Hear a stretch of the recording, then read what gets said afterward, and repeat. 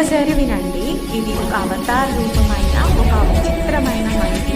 ఇది ఒక అవతార రూపం. ఇది ఒకరోజు ఒక విలేజ్‌లోకి వస్తుంది. అది రాగానే ఆ విలేజ్‌లో ఉన్న పీపుల్స్ అందరూ ఇక్కడి నుంచి వెళ్ళిపో, వెళ్ళిపో అని అరుస్తారు.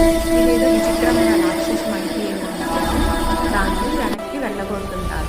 సడెన్‌గా ఆ ఊరిలో మంటలు రేగుతాయి. వర్షం పడుతుంది. మొత్తం నిప్పులతో కూడిన వర్షం పడేసరికి మంకీ వీళ్ళని ఎలాగైనా కాపాడాలని డిసైడ్ చేసి ఒక ప్రొటెక్ట్ కవచాన్ని ఏర్పరుస్తుంది.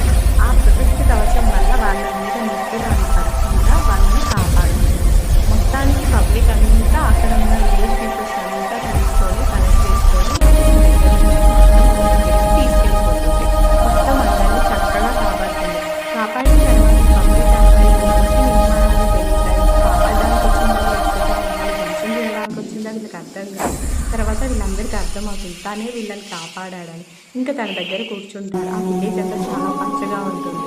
సో నీటితో నిండిపోయి ఉంటుంది. ఈ మంకీకి అందరూ థ్యాంక్స్ చెప్తారు.